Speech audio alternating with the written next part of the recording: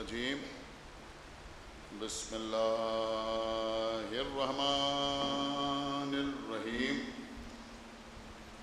الحمد للہ الذی ہدانا لہذا وما كنا لنهتدی لولا ان هدانا اللہ لقد جاءت رسل ربنا بالحق والصلاة والسلام على صاحب الدين والإسلام والحل والحرام والركن والمقام والصلاة والصيام والسجود والقيام والشريعة والأحكام والحجة والبرهان والمحبة والعرفان والحق والبيان والكتاب والقرآن سيدنا ونبينا وشفيعنا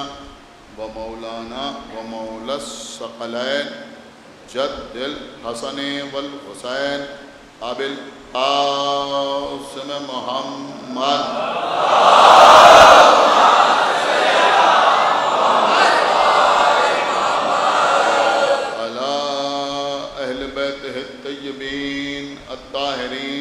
المعصومين المظلومين المنتخبين المنتجبين الذين أذهب الله عنهم الرجس وطهرهم تطهيرا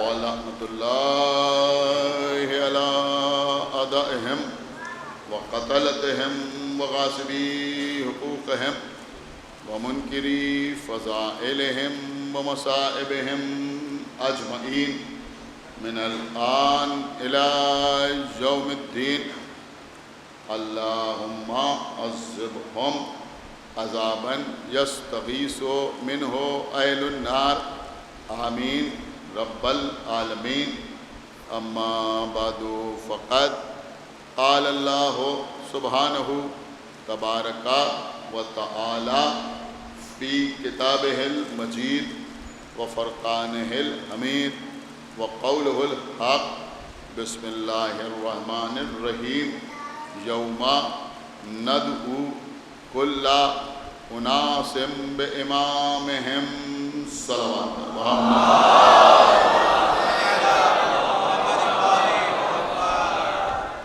حضرات سورہ بنی اسرائیل کی مختصر سی آیہ مبارکہ ہے جس کی تلاوت کے حوالے سے آپ سے مسلسل گفتگو ہو رہی ہے۔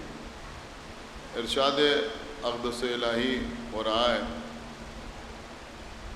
کہ روز قیامت ہر شخص کو اس کے امام کے ساتھ بلایا جائے، پکارا جائے، ندا دی جائے، آواز دی جائے۔ کل کی مجلس میں میں نے آپ کی خدمت میں یہ عرض کیا تھا کہ شیخ مفید علیہ الرحمہ نے یہ تحریر فرمایا ہے کہ اگر کوئی ایسا شخص جو ہمارے 11 اماموں کی امامت کا قائل نہ ہو اور وہ ہم سے ہمارے آخری امام کے سلسلے میں بحث کرے اور ہم سے سوال جواب کرنا چاہے، دلائل طلب کرے، ثبوت مانگے، تو ہم اس سے یہی کہیں گے کہ پہلے ہم سے غدیر پر گفتگو کریں۔ جب غدیر تمہاری سمجھ میں آ جائے تو اس کے بعد تم ہم سے امام کی غیبت کے سلسلے میں گفتگو کرنا۔ عزیزوں، کل کی مجلس میں میں نے آپ کے سامنے اختصار کے ساتھ کچھ باتیں غدیر کے سلسلے میں عرض کی تھی۔ دیکھیے، قبلہ غدیر کا مسئلہ یہ ہے کہ کبھی کبھی ہم خوش ہو جاتے ہیں اس بات پر کہ دوسرے بھی غدیر کا واقعہ بیان کر رہے ہیں۔ ظاہر سی بات ہے کہ اتنا بڑا ایونٹ ہے، اتنا بڑا واقعہ ہے، 1.25 لاکھ حاجیوں کا مجمع تھا، دن کا وقت تھا، کجاووں کا منبر تھا، رسول نے مولا علی کو ہاتھوں کو اٹھایا اور دکھایا اور فرمایا کہ من کن تو مولا ہو فہذا علی جن مولا۔ تو اب اس واقعے کا انکار تو کسی شخص کے بس میں نہیں ہے جو یہ کہے کہ یہ واقعہ ہوا ہی نہیں۔ یہاں پر اتنے کم لوگوں میں مجلس منعقد ہو رہی ہے، لیکن اگر کوئی کل یہ کہے کہ آغا باقر کے امام باڑے میں مجلس نہیں ہوئی تو بہت سے لوگ کھڑے ہو کے گواہی دیں گے کہ نہیں، امام باڑے میں مجلس ہوئی۔ تو جہاں اتنے لوگ ہیں وہاں کوئی انکار نہیں کر سکتا، تو جہاں 1.25 لاکھ حاجی ہوں وہاں انکار کی تو کوئی صورت ہی نہیں ہے کہ کوئی کہے کہ غدیر کا واقعہ نہیں۔ اسی لیے اکثر خانخواہوں سے بھی غدیر کے تذکرے کی آوازیں آتی ہیں، لوگ جھوم جھوم کے کہتے ہیں من کنت مولا ہو فہذا علی جن مولا۔ ایک صلوات پڑھیں بر محمد۔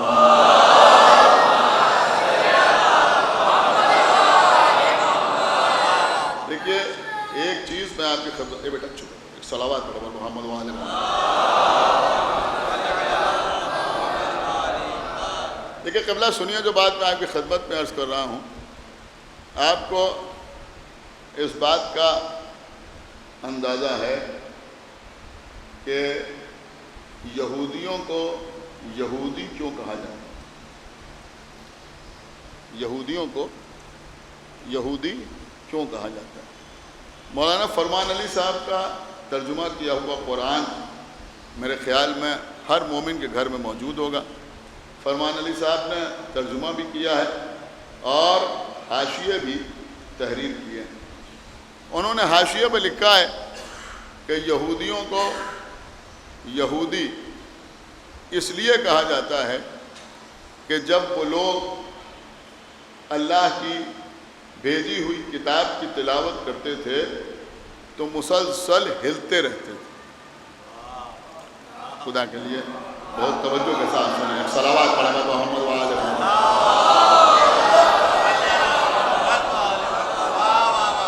دیکھیں قبلہ ہلتے رہتے تھے، مسلسل ہلتے رہتے تھے۔ آپ اگر یوٹیوب پر سرچ کریں جیوس کے بارے میں تو ان کی کوئی عبادت ہلے بغیر پوری نہیں ہوتی، مسلسل حرکت کرتے رہتے ہیں، ہلتے رہتے ہیں۔ آپ اپنی طرف دیکھیں، ہلتے رہتے ہیں، حرکت کرتے رہتے ہیں۔ یہودی ہلتے رہتے ہیں، عبادت کر رہے ہیں ہل رہے ہیں، کچھ پڑھ رہے ہیں ہل رہے ہیں، دیوار گریا کے قریب ہیں ہل رہے ہیں۔ اس کا مطلب یہ ہوا کہ ان کی ہر عبادت جھوم جھوم کے ہوتی ہے۔ اور کریں آپ جو میں عرض کر رہا ہوں، جھوم جھوم کے ہوتی ہے۔ عزیزو ہم کبھی نہ کہتے، اگر لوگ ہماری عزاداری پر اعتراض نہ کرتے، ہماری عزا پر، ہمارے ماتم پر، ہماری مجلس پر، آپ غور کر رہے ہیں لوگ اعتراض کرتے ہیں اور اکثر ہم کو یہودیوں سے نسبت دیتے ہیں اور پھر یہ بھی کہتے ہیں کہ یہ لوگ عبداللہ ابن سبا کی پیداوار ہیں اور عبداللہ ابن سبا یہودی تھا، تو لوگ ہم کو یہودی ثابت کرنا چاہتے ہیں۔ اب یہ مجمع ہمیں بتائے کہ جب ہمیں 1400 سال سے لوگ یہ کہہ کے چڑھا رہے ہیں کہ تم یہودیوں کی سازش کا نتیجہ ہو، تو ہم کو بھی جواب دینے کا اختیار ہے یا نہیں ہے؟ کیا سنیں، ہمیں بھی جواب دینے کا اختیار ہے یا نہیں ہے؟ تو بھئی یہودیوں کا معاملہ ہی یہی تھا کہ جب بھی ذکر کرتے تھے مسلسل ہلتے رہتے تھے۔ اب وہ اثرات مسلمانوں کے کس فرقے میں ہیں؟ اگر دیکھنا چاہتے ہو تو دیکھو، قرآن سے قوالی تک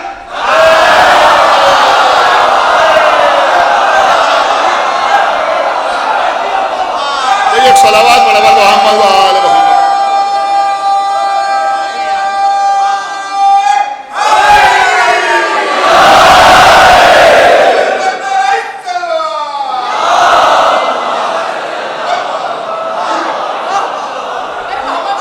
ایک صلوات اور پڑھیں محمد وآل محمد۔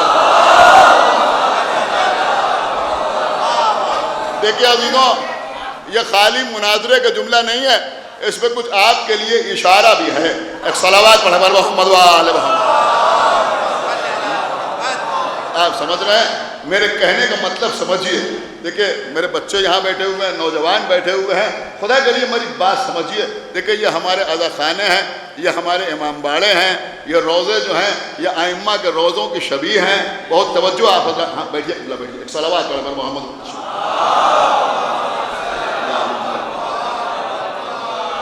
یہ اس شہر میں نہ معلوم کتنے روزے بنے ہوئے ہیں. آپ جانتے ہیں امام حسین علیہ السلام کے روزے کی شبیہ, حضرت عباس کے روزے کی شبیہ, سمجھ رہے ہیں؟ آپ جائیے, بوسہ دیجئے, ماتم کیجئے, مجلس کیجئے, ذکر کیجئے. دیکھیں خدا کے لیے میری بات سمجھیے, میں بہت دور کی بات آپ کی خدمت میں عرض کر رہا ہوں, لیکن میں مولا عباس کے حوالے سے اس باب المراد ایوان میں ہاتھ جوڑ کے آپ سے گزارش کر رہا ہوں. دیکھیں جو ہم دیکھ رہے ہیں وہ آپ کی خدمت میں پڑھ رہے ہیں. ہم ہاتھ جوڑ کے آپ سے گزارش کر رہے ہیں کہ اپنی بارگاہوں کی روحانیت کو عصبیت میں نہ بدلیے. ایک صلوات پڑھ پر محمد وآلہ.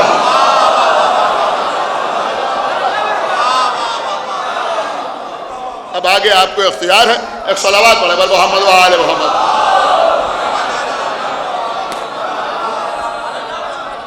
اور ایک اور بہت دور کا جملہ میں آپ کی خدمت میں عرض کر دوں کہ آپ پوری تاریخ دیکھ ڈالیے, اہل بیت اطہار سے منسوب, اہل بیت اطہار سے منسوب کوئی جگہ ایسی نہیں ہے جس کا انتظام شیعوں کے ہاتھ میں رہا ہو اور وہاں کبھی یہ حالات رہے ہو. ایک صلوات پڑھے بر محمد وآلہ محمد. اب آپ سوچئے کہ میری باتوں میں کہ میں نے کیا آپ کی خدمت میں عرض کر دیا. ایک صلوات پڑھے بر محمد وآلہ محمد. ان چیزوں کی ہمارے یہاں کوئی گنجائش نہیں. سمجھ رہے ہیں آپ میری بات؟ ان چیزوں کی ہمارے یہاں کوئی گنجائش نہیں. تو میں عرض یہ کر رہا تھا کہ یہودی نے کا مسلسل یہ ہلتے رہتے تھے.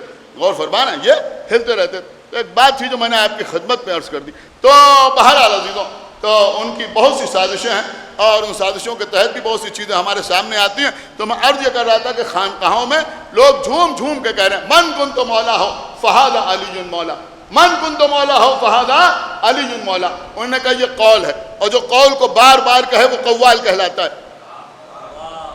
جو کسی قول کو دہرائے, ریپیٹ کرے, تکرار کرے, وہ قوال کہلاتا ہے. تو اب قوالی جو ہے اس کا آغاز اسی سے ہوتا ہے, من کنت مولا ہو فہذا علی مولا. تو اب ایک سوال اٹھتا ہے کہ بھئی غدیر تو سب بیان کر رہے ہیں, تو جب سب غدیر بیان کر رہے ہیں تو کیا سب ہمارے جیسے ہیں؟ نہیں قبلہ, بات یہ نہیں.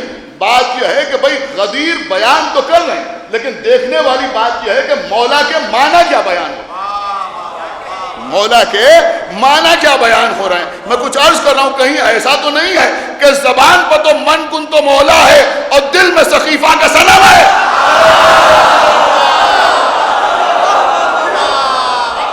صلوات پڑھ پر محمد وآلہ.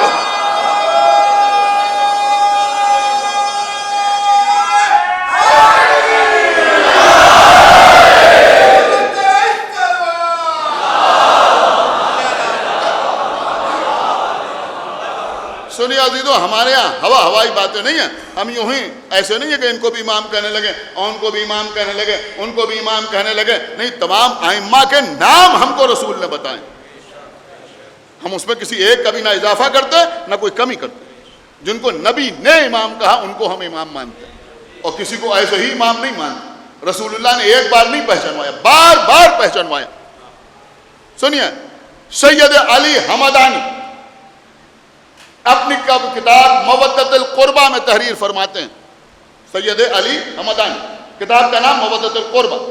سنیے, اس میں کہتے ہیں کہ جب رسول کا آخری وقت آئے, دیکھیں روایت ان کی ہے, اس کے لفظ اور حرف کے ہم ذمہ دار نہیں. وہ کہتے ہیں کہ جب رسول اللہ کا آخری وقت آیا تو پیغمبر نے عباس ابن عبد المطلب کو بلایا. یہ عباس کون؟ کہ رسول کے چچا. ان کو بلایا, اور بلانے کے بعد عباس سے کہا کہ عباس, اگر میں دین کے سلسلے میں, اسلام کی حفاظت کے سلسلے میں آپ کو کوئی وصیت کروں تو آپ اس پہ عمل کریں گے؟ تو انہوں نے ہاتھ جوڑ لی اور یہ کہا کہ میری ہڈیاں بوسیدہ ہو گئی ہیں, میری کمر خمیدہ ہو گئی ہے, میں بوڑھا ہو گیا ہوں, میں آپ کی کسی وصیت پر عمل نہیں کر سکتا. تب انہوں نے مولا علی کو بلایا, رسول اللہ نے مولا علی کو بلایا. علی یا علی, اگر میں آپ کو کوئی وصیت کروں تو آپ اس پر عمل کریں گے؟ دیکھیں ایک جملہ یہاں پر ہے، بڑا اہم جملہ ہے، اور اس وقت کیونکہ کثرت سے نوجوان میرے سامنے بیٹھے ہوئے ہیں، لہذا میں پیغام کی صورت میں ایک بات آپ کی خدمت میں پیش کر رہا ہوں. خدا کے لیے اتنا زیادہ عقل مند نہ بن جائیے کہ اگر خدا نخواستہ کسی کا باپ پڑ جائے اور کوئی تعزیت کے لیے آئے تو آپ ایسی باتیں کریں کہ تعزیت کے لیے آنے والے کو اس بات کا افسوس ہو کہ ہم کیوں آ گئے. آپ میری بات سمجھ رہے ہیں یا نہیں سمجھ رہے؟ صلوات پڑھے بھائی محمد وآل محمد. اب تو اولڈ ایج تھی، کافی دن سے آن بیڈ تھے، اب تو سمجھیے ان کی مشکل آسان ہو گئی. ایک صلوات پڑھے بھائی محمد وآل محمد. بھائی جو تعزیت کے لیے آ رہا ہے وہ بیچارہ افسوس ظاہر کرنا چاہ رہا ہے، وہ آپ ایسی حرکتیں کر رہے ہیں کہ اس کو افسوس ہو رہا ہے کہ صاحب ہم یہاں آئے کیوں. سمجھ رہے ہیں؟ یا بیٹا باپ کا شانہ ہلا ہلا کے کہہ رہا ہے کہ ابا وصیت کر دیجئے جائیداد کے بارے میں. کچھ غور نہیں کر رہے ہیں آپ. یہاں رسول اللہ نے مولا علی سے کہا یا علی کہ آپ ہماری وصیت کریں گے. پہلی بار مولا علی کی آواز گلگیر ہو گئی، آنکھوں میں آنسو آ گئے، اس لیے کہ رسول نے وصیت کا تذکرہ کیا تھا. پیغمبر نے پھر پوچھا، گلگیر آواز سے جواب دیا کہ اللہ کے رسول آپ جو حکم دیں گے ہم اس پہ عمل کریں گے. تب پیغمبر اسلام جناب بلال کی طرف مخاطب ہوئے اور کہا بلال ذرا میرا امامہ لے آؤ. بلال امامہ لے گیا، کیسے سامنے رکھو، سامنے رکھا. کہا بلال میری ابا لے آؤ. بلال ابا لے کے آئے، ایسے بھی سامنے رکھو. بلال میری قبا لے آؤ. بلال قبا لے کے آئے، ایسے بھی سامنے رکھو. بلال میری تلوار لے آؤ.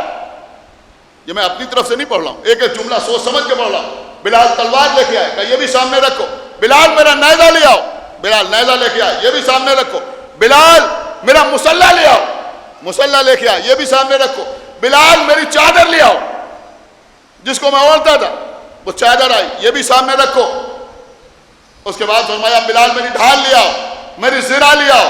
سارے تبرکات جمع کیے اور اس کے بعد کہا یا علی میرا ناکا باہر کھڑا ہوا ہے، یہ سارے تبرکات، یہ ساری چیزیں جو میری ہیں اسے آپ اٹھائیے اور گھر سے باہر جائیے، اس ناکے پر اسے باہر کیجئے اور اسے لے کے اپنے گھر جائیے تاکہ سارا زمانہ دیکھ لے اور میری وراثت کے سلسلے میں کوئی آپ سے اختلاف نہ کرے. کیا سنا اس مجمع نے؟ کوئی آپ سے اختلاف نہ کرے. ابھی شاید کوئی خاموش نہیں رہے گا. عباس ابن عبد المطلب رسول کے چچا ہیں، عمر میں بڑے ہیں. مولا علی رسول اللہ کے چچا زاد بھائی ہیں. عباس ابن عبد المطلب سے عمر میں بہت چھوٹے ہیں، لیکن رسول نے اپنا امامہ عباس کو نہیں دیا، علی کو دیا. اپنی زرہ عباس کو نہیں دی، علی کو دی. اپنی تلوار عباس کو نہیں دی، علی کو دی. اپنی قبا عباس کو نہیں دی، علی کو دی. اپنی چادر عباس کو نہیں دی، علی کو دی. اپنا ناقہ عباس کو نہیں دیا، علی کو دیا. اب ہمیں بتاؤ کہ جب محمد کے گھر کا بوڑھا علی کی برابری نہیں کر سکتا،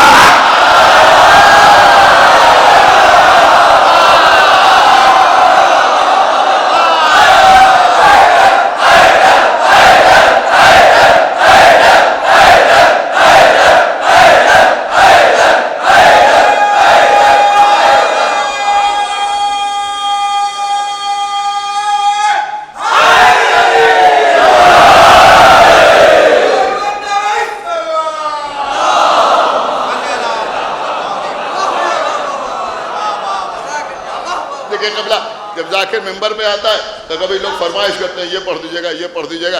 کبھی صاحب خانہ یا بانیان مجلس فرمائش کرتے ہیں، کبھی سامعین فرمائش کرتے ہیں. آج میرا دل چاہ رہا ہے کچھ باتیں آپ کی خدمت میں عرض کرنے کا، لہذا میں اپنی خواہش کے مطابق آپ کی خدمت میں عرض کر رہا ہوں. پوری توجہ آپ حضرات کی چاہتا ہوں. دیکھیں قبلہ ہمارے اور آپ کے چھٹے امام امام جعفر صادق علیہ السلام، زیادہ دیر آپ کو زحمت نہیں دینا. ہمارے اور آپ کے چھٹے امام امام جعفر صادق علیہ السلام. آج یہ نوجوان انشاءاللہ خوش ہو کے اٹھیں گے. بہت توجہ آپ حضرات کی چاہتا ہوں. اور یہ مومنین کو خوش کرنا سب سے بڑی عبادت، سب سے بڑی عبادت. اور ظاہر سی بات ہے کہ ذکر اہل بیت پر مومنین ہی خوش ہوتے ہیں، منافقین خوش نہیں ہوتے. منافقین خوش نہیں ہوتے، مومنین ہی خوش ہوتے ہیں، کوئی اور خوش نہیں ہوتے، منافقین تو طرح طرح کے سوال ہی کرتے رہتے۔ تو چھٹے امام کی خدمت میں ایک شخص آیا اور آنے کے بعد کہا کہ مولا یہ فرمائیں کہ اس وقت امام کون؟ کتاب کا نام مناقب آل ابی طالب، لکھنے والے علامہ ابن شہر اشوب۔ آنے کے بعد کہا یہ بتائیے کہ امام اس وقت کون؟ تو آپ نے اپنے سینے کی طرف اشارہ کیا، ہم۔ کہا آپ امام ہیں؟ کہا ہاں ہم امام۔ کہ وہ زید ابن حسن تو کہہ رہے ہیں کہ وہ امام ہے۔ تو امام نے فرمایا ایک بار ان کے پاس جاؤ اور جا کے ان سے پوچھو کہ ان کے پاس رسول اللہ کے کچھ تبرکات ہیں۔ سنا ہی نہیں آپ نے؟ ان سے پوچھو جا کے کہ کیا ان کے پاس رسول اللہ کے کچھ تبرکات ہیں۔ دیکھیں آپ کا ذوق سماعت دیکھ کے جی چاہتا ہے کہ آپ کی خدمت میں عرض کروں کہ رسول اللہ کی آنکھ بند ہونے کے بعد فدق تو چھین لیا گیا، اور جب فدق چھینا گیا تو ہماری شہزادی سے کہا گیا کہ رسول نے فرمایا تھا کہ ہم گروہ انبیاء نہ کسی کے وارث ہوتے ہیں اور نہ کسی کو وارث بناتے ہیں، اور جو کچھ ہم چھوڑ کے جاتے ہیں جو ترکہ ہے وہ صدقہ ہوتا ہے، اس کا کوئی وارث نہیں ہوتا۔ اب ہم ایک سوال کرنا چاہتے ہیں کہ بھیا فدق تو تم نے چھین لیا اور یہ کہا کہ جو رسول چھوڑ کے جاتے ہیں اس کا کوئی وارث نہیں ہوتا، یہ بتاؤ رسول کا امامہ کس کے پاس ہے؟ رسول کی ابا کس کے پاس ہے؟ رسول کی قبا کس کے پاس ہے؟ رسول کی ذرا کس کے پاس ہے؟ اس کا وارث کون؟ یہی آپ کے چھٹے امام نے فرمایا جاؤ جا کے ان سے پوچھو کہ ان کے پاس رسول کے کچھ تبرکات ہیں۔ وہ شخص جناب زید ابن حسن کے پاس آیا اور آنے کے بعد کہا کہ یہ بتائیے کہ آپ امام ہیں؟ انہوں نے کہا ہاں ہم امام ہیں۔ کہا آپ کے پاس رسول کے کچھ تبرکات ہیں؟ کہ کیوں؟ کہا ہم وہ دیکھیں گے تبھی آپ کو امام مانیں گے۔ یہ شخص گھر کے اندر گیا اور اس کے بعد ایک امامہ اور ایک زرہ لے کے آیا اور کہنے لگا یہ رسول کی زرہ ہے اور یہ رسول کا امامہ ہے۔ جیسے آج کل لوگ منہ مبارک کی زیارت کراتے ہیں، ایک صلوات پڑھیں محمد وعالم، وہ بھی لے آئے، اس نے کہا یہ رسول کی زرہ ہے اور یہ رسول کا امامہ ہے۔ انہوں نے غور سے دیکھا، نہ تو ان کو وہ امامہ رسول کا امامہ نظر آیا اور نہ وہ زرہ رسول کی زرہ محسوس ہوئی۔ یہ شخص وہاں سے اٹھا اور امام جعفر صادق علیہ السلام کی خدمت میں آیا۔ دیکھیں سنیے، آج جو کچھ میں آپ کے سامنے فضائل پڑھ رہا ہوں وہ دل کھول کے سنیے، کان کھول کے نہیں، دل کھول کے۔ آنے کے بعد چھٹے امام سے کہا کہ وہاں گئے تو انہوں نے ایک امامہ دکھایا، ایک زرہ دکھائی، لیکن ہم کو ایسا محسوس نہیں ہوا کہ وہ امامہ رسول کا امامہ ہے اور وہ زرہ رسول کی زرہ ہے۔ کہا تو کیا چاہتا ہے؟ کہ ہم چاہتے ہیں کہ اگر آپ امام ہیں تو اب آپ دکھائیے رسول کی زرہ کیا ہے اور رسول کا امامہ کیا ہے۔ امام نے کہا ابھی میں تجھے دکھاتا ہوں۔ یہ سمجھا کہ ابھی امام بھی گھر کے اندر جائیں گے اور کسی صندوقچے سے رسول کی زرہ نکالیں گے، رسول کا امامہ نکالیں گے اور لے کے آئیں گے اور کہیں گے یہ رسول کی زرہ ہے، یہ رسول کا امامہ ہے۔ امام نے کہا تو دیکھنا چاہتا ہے؟ کہا ہاں میں دیکھنا چاہتا ہوں۔ دیکھیں آپ بھی میری طرف دیکھیں، کہا ہاں میں دیکھنا چاہتا ہوں۔ ایک مرتبہ امام نے اپنی انگوٹھی کو، اپنی خاتم کو زمین پہ پٹکا۔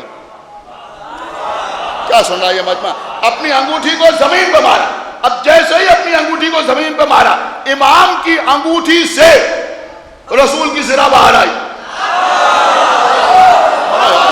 کیا سن رہا ہے یہ مجمع؟ اور اسی انگوٹھی سے رسول کا امامہ باہر آیا۔ کہا دیکھ یہ ہے رسول کا امامہ اور یہ ہے رسول کی زرہ۔ اب انکار کی کوئی سیرت نہیں تھی، کوئی صورت نہیں تھی۔ اس کے بعد امام نے فرمایا کہ خالی میں نے تجھے امامہ اور زرہ دکھایا نہیں ہے، بلکہ دیکھ، یہ کہہ کہ امام نے امامہ اٹھایا اور اپنے سر پر رکھا۔ اللہ اکبر، خدا کے لیے بھائی بیدار ہوئیے، اپنے سر پر رکھا۔ اس کو ایسا محسوس ہوا جیسے انہی کا امامہ ہے۔ اس کے بعد زرہ پہنی، اس سے دیکھا کہ جیسے محسوس ہو رہا ہے کہ زرہ انہی کے لیے بنائی گئی ہے۔ اس نے امامہ دیکھا، زرہ دیکھی۔ اب اس کے بعد ذرا امام کا جملہ سنیے اور جیسے جی چاہے ویسے سنیے گا، جی چاہے خاموش رہ کے سنیے، جی چاہے نعرہ لگا کے سنیے، جی چاہے داد دے کے سنیے۔ امام نے فرمایا دیکھا تو نے، یہ ہے رسول کا امامہ اور یہ ہے رسول کی زرہ۔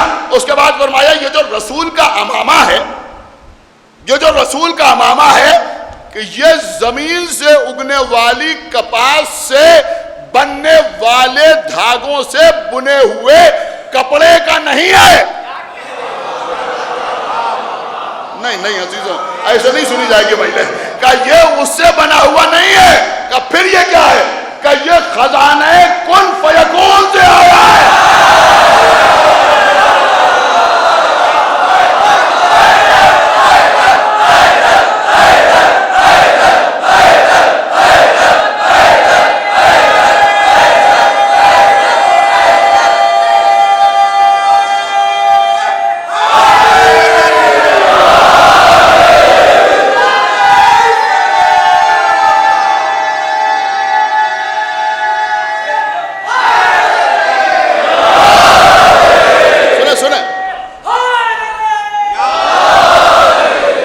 امام نے فرمایا یہ خزانہ کن فیکون سے آیا ہے۔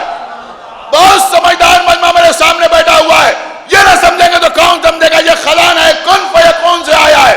پڑھیے مولانا فرمان علی صاحب قرآن کے حاشیے پر تحریر کرتے ہیں کہ جناب موسیٰ نے پروردگار سے کہا پروردگار میری امت یہ پوچھتی ہے کہ تو اگر کسی کو رزق دیتا ہے تو اپنے خزانے سے دیتا ہے، مال دیتا ہے تو اپنے خزانے سے دیتا ہے، عزت دیتا ہے تو اپنے خزانے سے دیتا ہے، حکومت دیتا ہے تو اپنے خزانے سے دیتا ہے، جو کچھ تو عطا کرتا ہے وہ اپنے خزانے سے عطا کرتا ہے۔ پروردگار میری امت پوچھتی ہے تیرا خزانہ کہاں ہے؟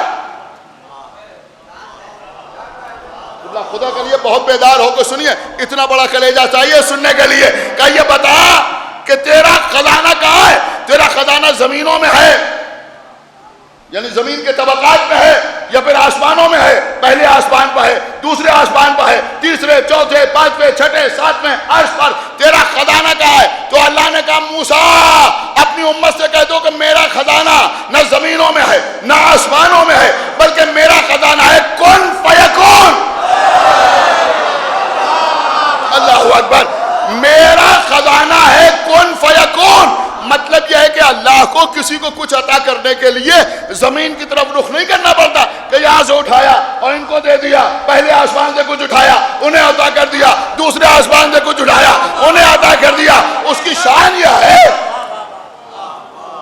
کہ کن فیکون، اس نے کہا ہو جا، سننا ہے آپ یا نہیں سننا؟ اس نے کہا ہو جا اور وہ شے ہو گئی۔ اللہ جس کو جو کچھ دیتا ہے وہ خزانہ کن فیکون سے عطا کرتا ہے، وہ اللہ کا وہ خزانہ امام کی انگوٹھی میں ہوتا ہے۔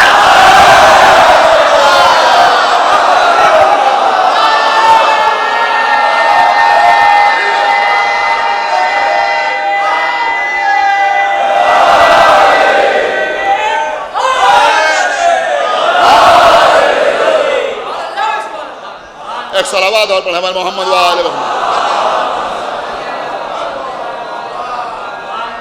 دیکھیے قبلہ فضائل اہل بیت وہ ہیں کہ ان کی کوئی حد نہیں ہے، کوئی پریشان نہ ہوا کرے۔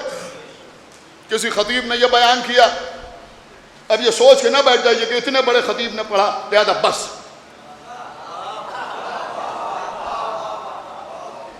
جہاں آپ نے فضائل کے معاملے میں سوچا بس وہی معرفت میں ساتھ چھوڑا۔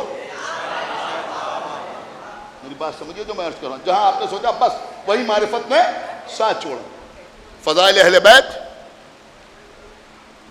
آپ سمجھ رہے ہیں، روزانہ ایک نئی شان ہے اللہ کی، اور اس کی شان کا مظہر اہل بیت۔ اللہ اکبر، میں کیا عرض کر گیا آپ کی خدمت، پریشان نہ ہوا کہ اسی لیے آپ کو معلوم ہے بڑے بڑے شعراء، کبھی کسی نے یہ نہیں سوچا کہ بھائی میر انیس یہ کہہ گئے اب ہم اس سے آگے بڑھ کے کیسے کہیں۔ میر انیس نے جہاں تک سمجھا انہوں نے بیان کیا، یہ سمجھ رہے ہیں یہ نظم کر رہے ہیں۔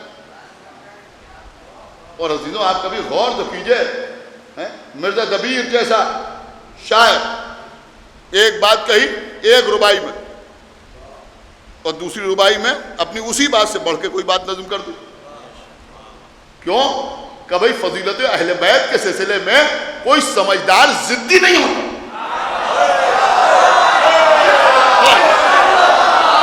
صلوات محمد وآل محمد، ضدی نہیں ہوتا کہ بس بھائی ہم نے تو یہ کہہ دیا اور یہ ہماری سمجھ میں آ گیا لہذا بس نہیں، یہ نہیں، بلکہ فضائل اہل بیت ہیں، اس میں مسلسل انسان آگے بڑھتا رہتا ہے. یہ ساری باتیں میں کسی وجہ سے آپ کی خدمت میں عرض کر رہا ہوں کہ اگر کسی ذاکر نے، کسی خطیب نے، کسی عالم نے کوئی نقطہ پیش کیا تو اللہ اس کو اس کے اجر ضرور عطا کرے گا، اس سے کوئی انکار نہیں ہے. ایک نقطہ ہم آپ نہ معلوم کب سے سنتے چلے آ رہے ہیں اور بہترین نقطہ ہے، اس سے انکار بھی نہیں ہو سکتا کہ جب جناب سلیمان نے اللہ سے ملک مانگا، حکومت مانگی، تو جبرائیل ایک انگوٹھی لے کے آئے. سلیمان نے وہ انگوٹھی پہنی. سنا ہے نا آپ؟ سلیمان نے وہ انگوٹھی پہنی. جب انگوٹھی پہنی تو سلیمان کو ملک عطا ہو گیا، حکومت عطا ہو گئی. وہ سلیمان کی انگوٹھی انبیاء میں وراثت کے دور پہ آگے بڑھتی رہی، رسول کے پاس آئی. رسول نے وہ انگوٹھی مولا علی کے حوالے کر دی. مولا علی نے حالت رکوع میں وہ انگوٹھی سائل کو دے دی.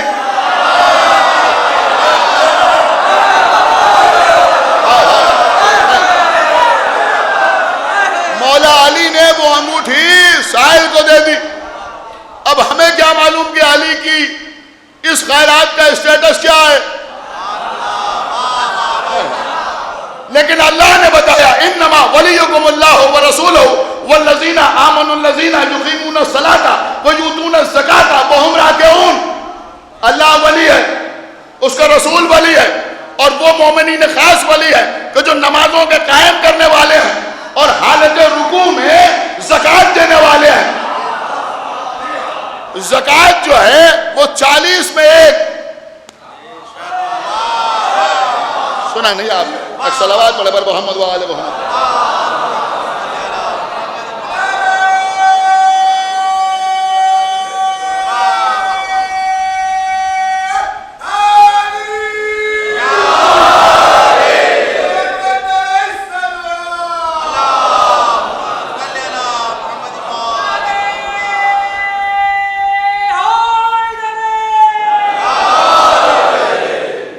یعنی 40واں حصہ زکوٰۃ کہلاتا ہے. حالانکہ میں تھوڑی سی وضاحت بھی کر دوں کہ زکوٰۃ 40ویں حصے کو نہیں کہتے، اس کو سمجھیے. 40 میں ایک مطلب 41 میں بھی ایک، 42 میں بھی ایک، 50 میں بھی ایک، 60 میں بھی ایک، 79 تک ایک. جانتے ہیں نا، اس پہ تھوڑا سا کنفیوژن ہوتا ہے. لوگ کہتے ہیں 2.5% نہیں بلکہ 40 میں ایک، 79 تک ایک. جب 80 ہو گئے تب 2.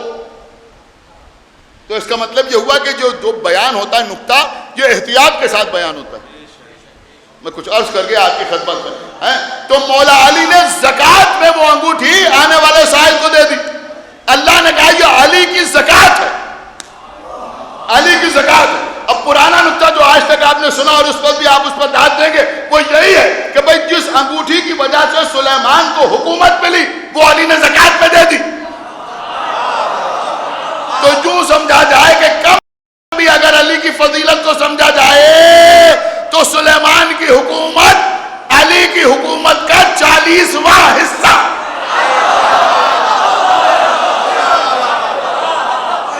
سن لیا آپ نے؟ یہ نقطہ تو آپ نے سنا ہو. اب اس وقت میری محنت کیا کہوں بلکہ مولا کیا تھا. سنیے جو میں عرض کر رہا ہوں. وہ سلیمان کی حکومت وہ سب جانے دیجئے. موسیٰ پوچھ رہے ہیں اللہ کیا کہہ رہا ہے کہ میرا خزانہ ہے کن فیکون، اور چھٹے امام بتا رہے ہیں کہ اللہ کا وہ خزانہ میری انگوٹھی میں موجود ہے. اب نہ سمجھیں گے تو کب سمجھیں گے؟ اس کا مطلب یہ ہوا کہ علی کی انگوٹھی میں خزانہ کن فیکون موجود ہے.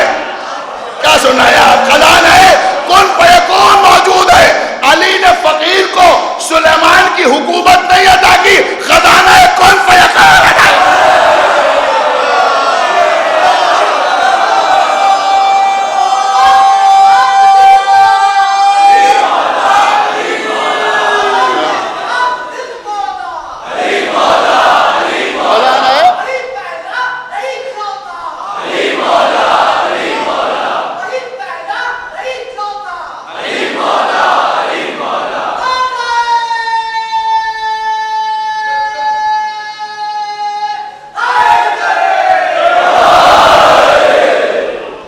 کہتے ہیں امامت. امامت کسی معمولی چیز کا نام نہیں ہے. جب وہ انگوٹھی دی تو آیا ولایت نازل ہوئی. اسے کہتے ہیں ولایت, اسے کہتے ہیں امامت. بس خدا آپ کو سلامت رکھے. یا ایام ازاں ہیں. دیکھیے میں ایک اپیل ضرور کروں گا. مجلسوں میں کثیر تعداد میں آنے پر پابندی ہے, لیکن خدا کے لیے عزا میں کوئی کمی نہ کیجیے. کوئی اس بات کو بہانہ بنا کر بخالت کا مظاہرہ نہ کرے. آپ میری بات سمجھ رہے ہیں؟ ایک صلوات پڑھیں محمد وآلہ نہیں.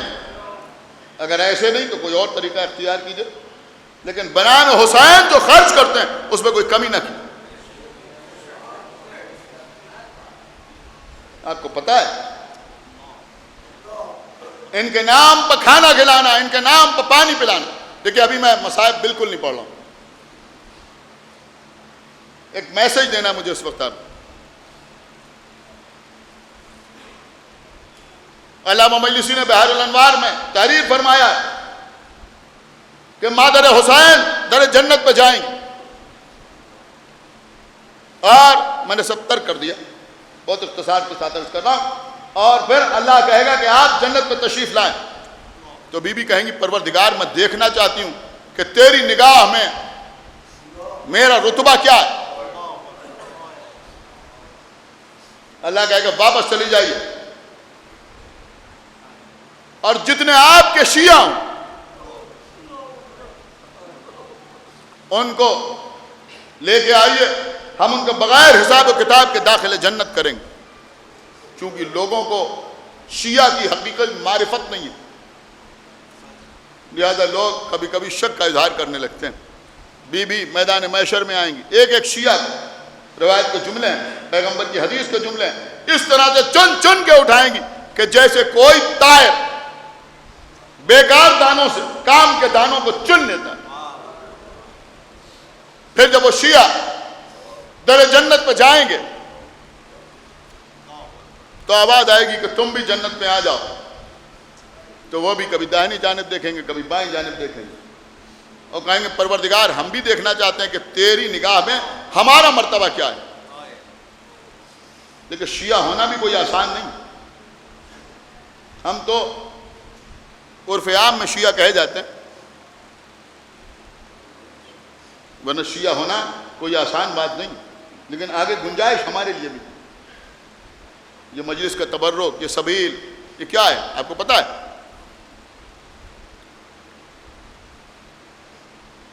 تو جواب قدرت آئے گا کہ تم بھی میدان محشر میں چلے جاؤ, اور اگر کسی نے بنام اہل بیت تمہیں کھانا کھلایا ہے تو اسے لے آؤ, کسی نے تمہیں پانی پلایا ہے تو اسے لے آؤ. یہاں تک تو آپ نے سن لیا. آپ دیدہ بھی ہیں, اور مصائب کی طرف جب لوگ مائل ہو جائیں تو اس کے بعد فضائل کی طرف پلٹنا یا کوئی اور بات کرنا یہ ظاہری کا نقص ہے. لیکن میں مجبور ہوں آپ کی خدمت میں عرض کرنے کے لیے. اس کے بعد تیسرا جملہ آپ سنیں گے, دیکھیں یہ آپ کے لیے. تیسرا جملہ یہ ہے کہ جس نے تمہیں کھانا کھلایا اسے لے آؤ, جس نے پانی پلایا اسے لے آؤ, اور جس نے کبھی تمہاری غیبت کو رد کیا اسے لے آؤ. دیکھیے تبرک بھی تقسیم کیجئے, اور بنا میں اہل بیت پانی بھی پلائیے, خوب کمی نہ کیجیے. اللہ نے جو حیثیت آپ کو دی ہے اس کے اعتبار سے بغیر کچھ سوچے ہوئے بنا میں حسین خرچ کیجیے. لیکن تیسرا حصہ بھی یاد رکھیے, کسی نے تمہاری غیبت کو رد کیا, کسی شیعہ کی غیبت کو رد کرنا یہ بھی جنت پہ جانے کا ضامن. آپ نے کچھ غور فرمایا؟ دیکھیں قبلہ, یہ غیبت ایک ایسی بیماری ہے, مجھے آپ بالکل معاف کریں کہ اکثر لوگوں کو احساس ہی نہیں ہوتا وہ اس مرض میں گرفتار ہو. یعنی کبھی کبھی ایسا ہوتا ہے کہ سمٹمز ہی ظاہر نہیں ہوتے, لیکن میں آج کے حالات کی زبان میں آپ سے بات کر رہا ہوں کہ کبھی کبھی سمٹمز ہی ظاہر نہیں ہوتے. آپ کبھی ٹھنڈے دماغ سے میری بات کو غور کیجیے. میں نے کسی مجلس میں یہ بات عرض کی تھی کہ 4 آدمی کہیں بیٹھے ہوئے ہیں اور کسی کا ذکر چھڑا. میں نے کہا وہ شعر بہت اچھے کہتے ہیں. اب عزیزوں سننے والوں کے پیٹ میں درد ہونے لگا. میں نے کہا وہ مجلس بہت اچھی پڑھتے ہیں, وہ مجلس بہت زوردار کرتے ہیں, اپنی تبرک بہت اچھا بانٹتے ہیں, ان کے گھر میں شب داری بہت اچھی ہوتی ہے. آپ کو پتہ ہے ری ایکشن کیا ہوتا ہے؟ دیکھیں مجلس ریکارڈ ہو رہی ہے اور چھوٹی چھوٹی کلپس بنا کے بھی لوگ ڈالتے ہیں, لہذا میں عرض کر رہا ہوں ہوتا کیا ہے. میں کہا ہاں شعر تو اچھے کہتے ہیں مگر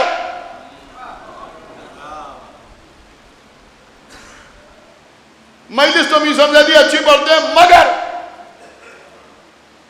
وہ شب داری تو بہت زوردار کرتے ہیں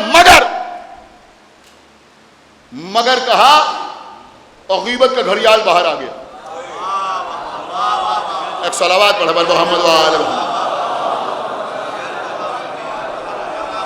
ایک صلوات اور پڑھ محمد وآل محمد. بھئی ایک صلوات اور پڑھ محمد وآل محمد.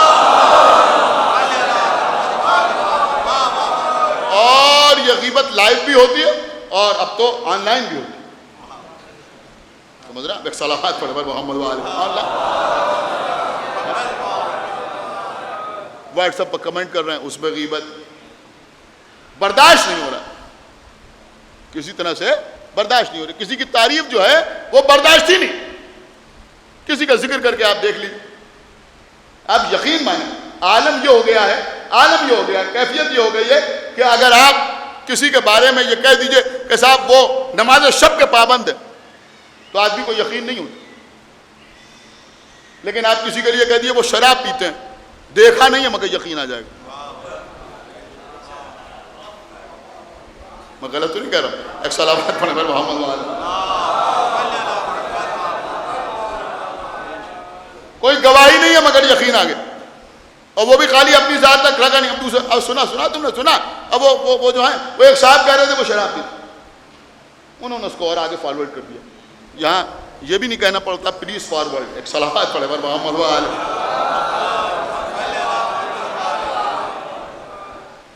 آپ مجھے بتائیے یہ کیا ہے؟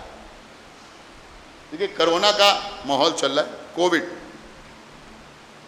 کا ماحول چل رہا ہے. اس میں بہت سی چیزیں سامنے آئیں. مثلا انہوں نے کہا بھائی آپ کو خود چیک کرنا ہے کہ آپ کو کووڈ ہے یا نہیں ہے, کرونا ہے یا نہیں ہے, تو کیا کیجئے. میں نے کہا بھائی 50 سیکنڈ تک یا 40 سیکنڈ تک سانس روک کے دیکھیے. اگر اتنی دیر تک سانس روک لیجئے تو اس کا مطلب یہ ہوا کہ آپ نگیٹو ہیں. اس طرح کی چیزیں آ رہی تھیں نا, اب وہ کہاں تک صحیح تھیں کہاں تک یہ مجھے نہیں معلوم, لیکن اس طرح کی باتیں آنے کا بھائی یہ کر کے دیکھیے, آپ کو احساس ہو جائے گا کہ آپ کووڈ پازیٹیو ہیں یا نگیٹو ہیں. ایک چھوٹا سا ٹیسٹ میں آپ کو بتا رہا ہوں, چھوٹا سا ٹیسٹ, یہ ایمان کا ٹیسٹ, یہ تقوی کا ٹیسٹ, یہ پرہیزگاری کا ٹیسٹ, یہ دینداری کا ٹیسٹ. نہیں میں کچھ اور جملے کہہ دوں تاکہ تھوڑا سا غیرت پر چوٹ لگے کہ یہ گھر کی تعلیم و تربیت کا ٹیسٹ, یہ خاندانی شرافت کا ٹیسٹ, یہ باپ کی طرف سے آئی ہوئی نجابت کا ٹیسٹ ہے, یہ ماں سے ملی ہوئی شرافت کا ٹیسٹ ہے. کیا سن رہے ہیں؟ اب اتنے جملے میں نے آپ کی خدمت میں عرض کر دیے. کبھی اس ٹیسٹ کو بھی کر کے دیکھیے گا کہ کسی پروگرام میں کسی نشست میں 4 لوگوں کے بیچ میں بیٹھیے اور کوشش کیجئے کہ 10 منٹ بولیے لیکن کسی کی غیبت نہ ہونے پائے. ایک صلوات پڑھیں محمد وآل محمد. ایک صلوات اور پڑھیں محمد وآل محمد. سن رہے تھے 10 منٹ بیٹھیے کہیں اور کسی کی غیبت نہ ہونے پائے, کسی کی برائی نہ ہونے پائے. کچھ لوگوں کے ذہن میں یہ بات بیٹھی ہوئی ہے, میں کہا صاحب ان میں یہ عیب پایا جاتا ہے لہذا یہ غیبت تھوڑی ہے. ارے وہی تو غیبت. کیا سن رہے ہیں؟ وہی تو غیبت. کچھ چیزیں عجیب و غریب ہمارے یہاں رائج ہو گئی ہیں. میں کہا صاحب ہمیں غلط بات برداشت نہیں. ارے کیا بک رہے ہیں؟ اس کا مطلب یہ ہوا کہ آپ کو برداشت ہی نہیں. میں کچھ عرض کر رہا ہوں, بات صحیح ہو تو وہاں برداشت کرنے کا کیا سوال ہے؟ نہیں بہت آسانی سے آپ نے سن لیا. اگر بات صحیح ہو تو وہاں برداشت کرنے کا کیا سوال ہے؟ برداشت تو غلط بات ہی کرنا پڑتی ہے. ایک صلوات اور پڑھا پر محمد وآل محمد. بھائی غلط ہی بات تو برداشت کرنا پڑتی ہے, صحیح بات ہے اس میں برداشت کرنا اور نہ برداشت کرنا کیا. تو لوگ سوچتے ہیں کہ صاحب ان میں یہ عیب پایا جاتا ہے لہذا یہ بیان کرنا غیبت نہیں. یہی غیبت ہے. کسی میں کوئی عیب پایا جاتا ہو اور آپ اس کو کسی اور کے سامنے بیان کریں, اسی کا نام غیبت ہے. اسی کا نام غیبت ہے.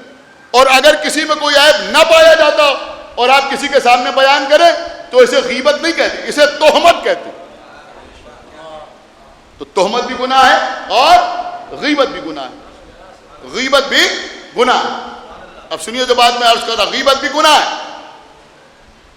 اللہ شیعوں سے کیا کہے گا؟ تم بھی پلٹ جاؤ. جس سے کھانا کھلایا اسے لے آؤ, جس سے پانی پلایا اسے لے آؤ, جس نے تمہاری غیبت کو رد کیا ہو اسے لے آؤ.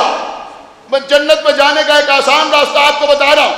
آپ کسی پد میں بیٹھے ہوئے ہیں, کسی نے کسی شیعہ کسی مولا علی کی ولایت کے قائل, کسی اہل بیت کے چاہنے والے کی کوئی برائی بیان کی, اگر آپ نے صرف اتنا کہہ دیا کہ نہیں وہ ایسے نہیں ہیں, تب بھی آپ جنت میں جانے کا حقدار. ایک صلوات پڑھ کر محمد وآل محمد. ایک صلوات اور پڑھ دے پر محمد وآل محمد. اسے کہتے ہیں, اسے کہتے ہیں رد غیبت, یعنی غیبت کو رد کر. میں کہا نہیں وہ ایسے ہیں, آپ نے کہا نہیں وہ ایسے نہیں, وہ ایسا کام نہیں کر سکتے. بس میں نے بات کو تمام کیا. اب اگر کوئی یہ کہے کہ صاحب یہ تو انسان کی فطرت ہے کہ وہ اس طرح کی گفتگو کرے گا, تو اگر یہ فطرت ہے تو اس فطرت کی تسلی کے لیے اہل بیت کے دشمن بہت ہیں. ایک صلوات پڑھے پر محمد, ایک صلوات پڑھے پر محمد وآل محمد. بس میں نے بات کو تمام کیا. تو بہرحال اہل بیت کے نام پر اور خاص طور سے امام حسین علیہ السلام کے نام پر کسی کو کھانا کھلانا, کسی کو پانی پلانا, کیوں؟ کہ اس لیے کہ کربلا کے میدان میں حسین کے چھوٹے چھوٹے بچے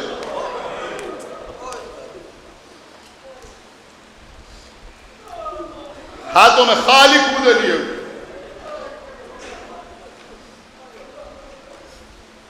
العطش کی آوازیں بند کر. خدا آپ کو کسی غم میں نہ رلائے. آج میں سمجھ رہا ہوں کہ فضائل میں کچھ کمی ہو گئی, لیکن میں مصائب میں انشاءاللہ کوئی کمی نہ کروں. عزیزوں, شب عاشور جناب ہور اپنے خیمے کے سامنے کھڑے ہوئے. غلام آیا, آنے کے بعد کہتا سرکار خیمے میں چلیے, کھانا تیار. اور نے غلام کی طرف دیکھا, کہ تو نے کھانے کا انتظام کیا ہے؟ ہاں. کہ پانی کا بھی اہتمام کیا ہے؟ کہ آب سرد کے جام دسترخوان پر رکھے ہوئے. اور نے ایک ہاتھ سے بیٹے کا بازو پکڑا, دوسرے ہاتھ سے غلام کی کلائی پکڑی, دونوں کو لے کے اس خیمے میں داخل ہوئے. دیکھا دسترخوان بچھا ہوا ہے, ٹھنڈے پانی کے جام رکھے ہوئے. دونوں سے پوچھا کہ یہ بتاؤ کہ یہ کیا ہے؟ دونوں نے یک زبان ہو کے کہا کہ پانی ہے. اور دونوں کو لے کے خیمے سے باہر آئے, کچھ قدم خیام حسینی کی طرف بڑھے, جب ادھر سے العطش کی آواز آنے لگی تو ان دونوں سے پوچھا یہ بتاؤ کہ یہ کیا ہے؟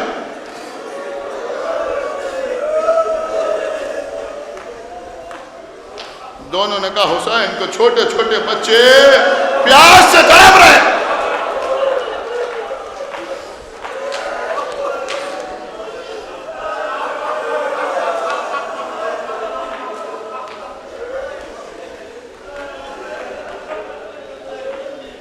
پیاس سے چھوٹے چھوٹے بچے تڑپ رہے ہیں۔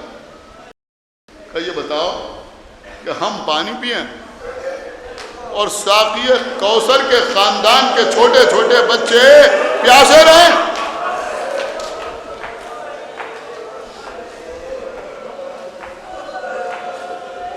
بیٹے نے کہا بابا آپ کہنا کیا چاہتے ہیں؟ کہا بیٹا میں ایک طرف جنت دیکھ رہا ہوں، ایک طرف جہنم دیکھ رہا ہوں، مجھے جہنم میں جانا گوارا نہیں، میں حسین کی جانب جانا چاہتا ہوں۔ بابا بسم اللہ چلیے۔ نہیں بیٹا ہم رات کو نہیں جائیں گے، جب صبح ہوگی تب ہم جائیں گے۔ کوئی یہ نہ کہے کہ اور رات کا فائدہ اٹھا کے چلا گیا۔ صبح ہوا اور ہمارے ساتھ کے پاس آئے، آنے کے بعد کہا یہ بتا کہ کیا اب صلح کی کوئی صورت نہیں ہے؟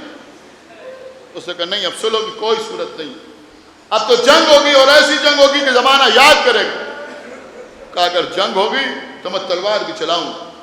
اس نے کہا مجھے تم سے یہی امید تھی کہ تم تلوار چلاؤ۔ کہ ہم تلوار تو چلائیں لیکن اتنا سمجھ لیں کہ تیری طرف سے نہیں، حسین ابن علی کی طرف۔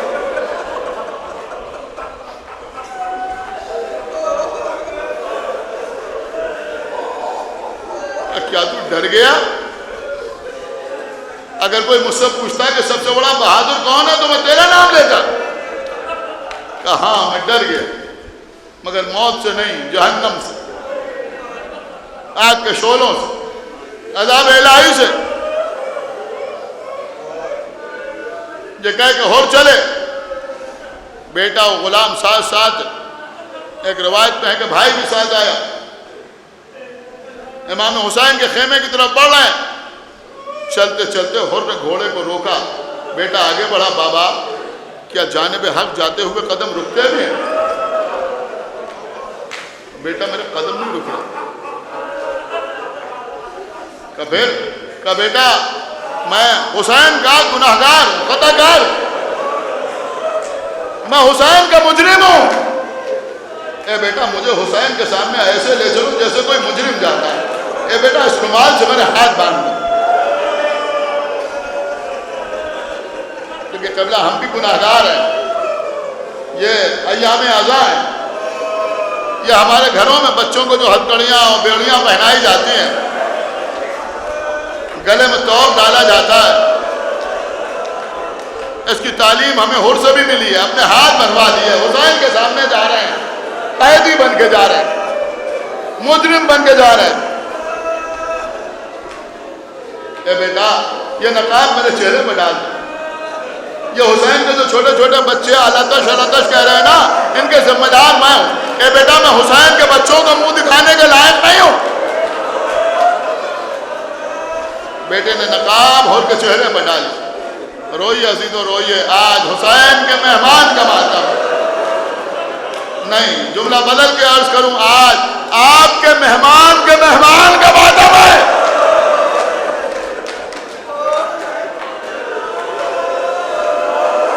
اس سے پہلے کہ آگے بڑھتے بیٹے نے کہا اللہ اکبر۔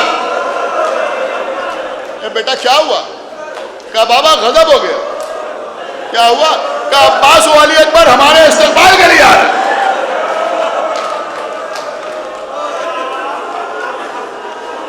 کوئی جواب ہور دیتے، بیٹے نے اور بلند آواز سے کہا اللہ اکبر۔ اے بیٹا اب کیا ہوا؟ ارے بابا قیامت ہو گئی، آقا حسین خود آ رہے۔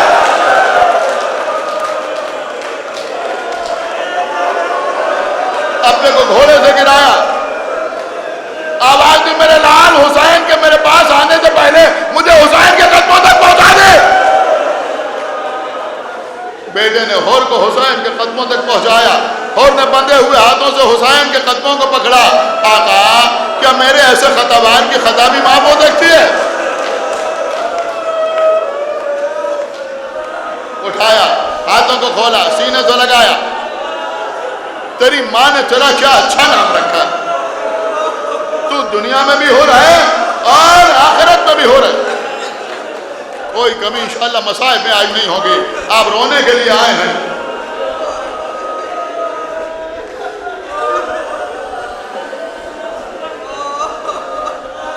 لے جا کے خیمے میں بٹھایا.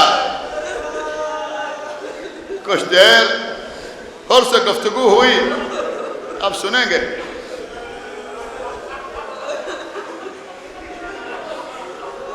آنے والا جیسا مہمان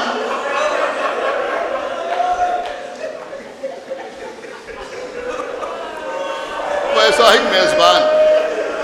اگر آنے والے مہمان کو یہ خیال ہے کہ یہ حسین کے چھوٹے چھوٹے بچے میری وجہ سے الکش کہہ رہے ہیں، تو اب حسین کو بھی اتنا خیال ہے کہ ایک مرتبہ اٹھے، اس خیمے میں پہنچے جہاں چھوٹے چھوٹے بچے ہاتھوں میں کوزے لیے ہوئے، آنکھوں میں حلقے پڑے ہوئے، رخسار نیلے ہو رہے ہیں، کلیجے کباب ہو رہے ہیں، بچے چیخ رہے ہیں آلہ دار آلہ دار، ہائے پیار ہائے پیار. ایک مرتبہ حسین بچوں کے درمیان آئے. بچوں ہم جانتے ہیں تمہیں 3 دن سے ایک قطرہ پانی کا نہیں ملا، لیکن بچوں دیکھو جب تک ہمارا مہمان اور ہمارے خیمے میں موجود ہے کوئی بچہ الکش کی آواز بلند نہ کرے.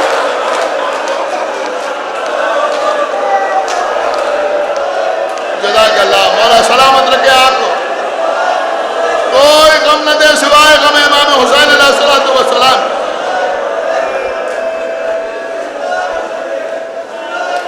بچے خاموش ہوئے. کہا آؤ بچوں ہمارے ساتھ.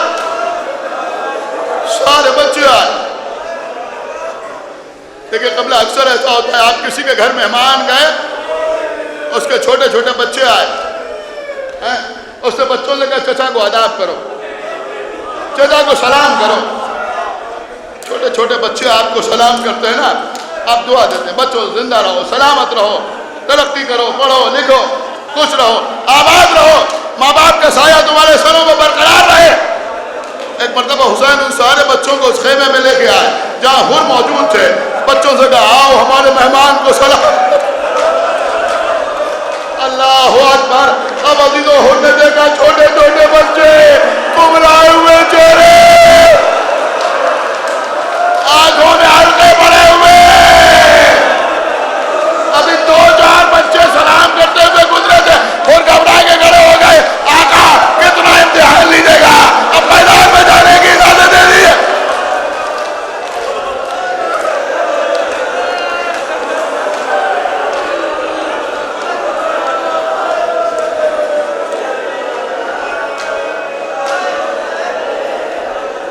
تو مہمان ہے، کہیں مہمان کو مرنے کی اجازت دی جاتی ہے؟ آقا اب مہمان نوازی یہی ہے، اب میدان میں جانے کی اجازت دے دیجیے. بڑی مشکل سے اجازت ملی. سب سے پہلے حور کا غلام گیا. آقا حسین پہ اپنی جان قربان کر دی. اب حور نے بیٹے کی طرف دیکھا. بیٹا بسم اللہ. آقا حسین جس کرسی پر بیٹھے تھے کھڑے ہو گئے. اے حور اس عمر میں جوان لال کا داغ اٹھائے گا؟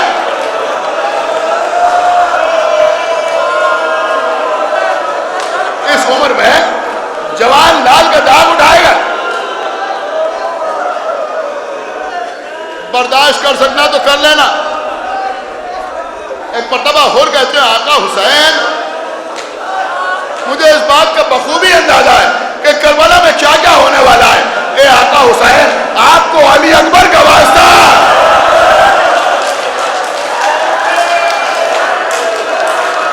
روئیے. آقا آپ کو علی اکبر کا واسطہ میرے لال کو میدان میں جانے کی اجازت دیجیے.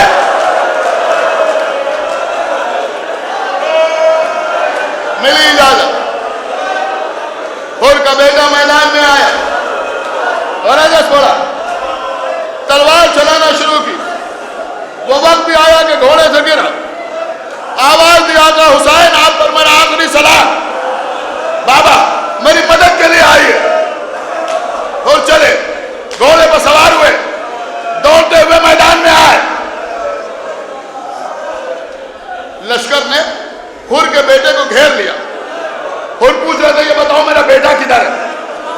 میرا لال کہاں ہے؟ یزیدی کہے لگا رہے، ہنس رہے، مذاق اڑا رہے، کوئی بتانے والا نہیں تھا کہ حور کا بیٹا کدھر ہے۔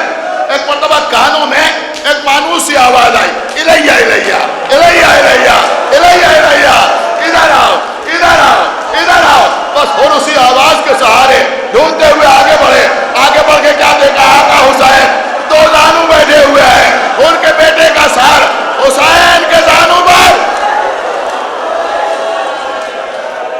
ہاتھوں کو جوڑا۔ آقا آپ نے غضب کیا، ارے کوئی آقا غلام زادے کی میت میں آتا ہے، اے حور تو نے بھی تو قیامت کی، کوئی بوڑھا ماں جوان لال کا جنازہ اٹھانے آتا ہے۔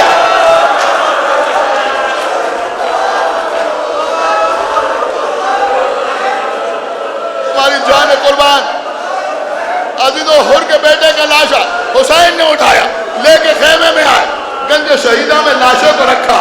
ایک جملہ زندگی بھر رونے کے لیے کافی ہے۔ ایک مرتبہ حسین بی بی زینب کے خیمے کے قریب آئے، آواز دی، بہن زینب دیکھو ہم حور کے بیٹے کا لاشا لے کے آئے ہیں، اے بہن زینب دیکھو گریہ میں کوئی کمی نہ ہونے پائے، ہمارے مہمان کو احساس نہ ہو کہ بچے کی ماں رونے کے لیے موجود ہے۔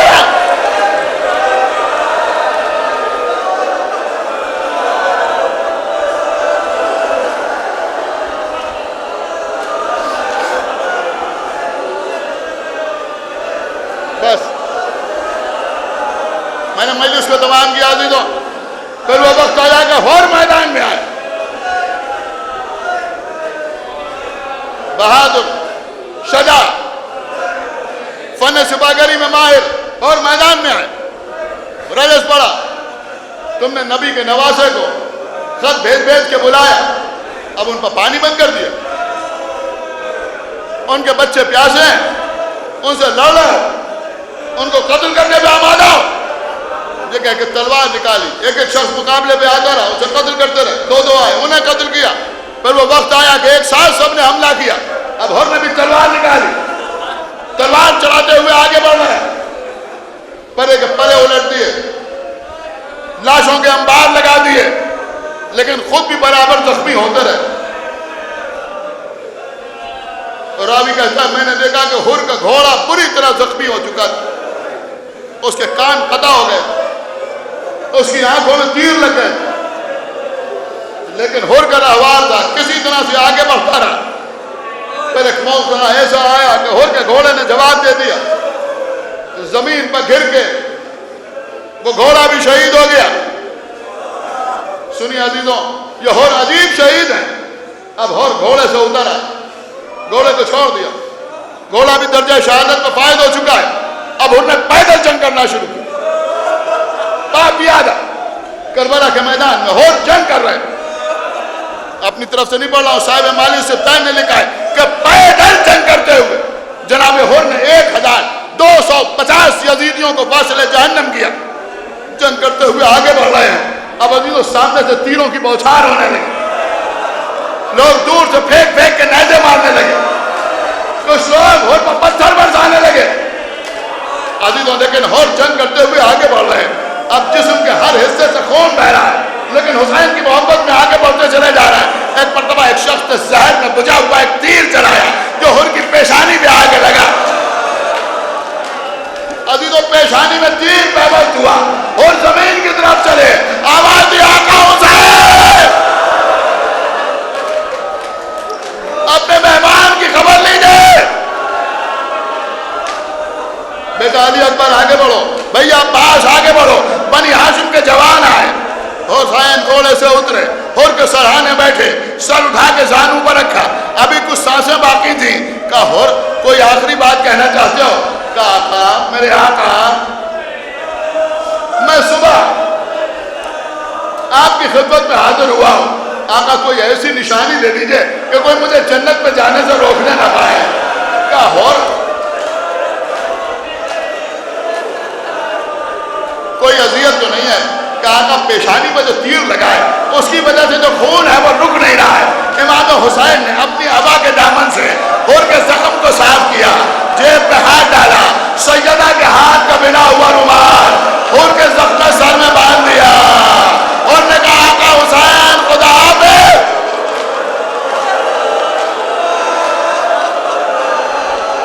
جزاک اللہ جزاک اللہ. مولا آپ کو کسی غم میں نہ رلائے سوائے غم امام حسین علیہ السلام کے. اور نے کہا حسین خدا حافظ. اور کی روح جنت کو پرواز کر گئی. میں ہاتھ جوڑوں گا اے جناب غور آپ کے صدقے میں ہماری بھی خطائیں بخشوا دی جائے. بس ابھی تو مجلس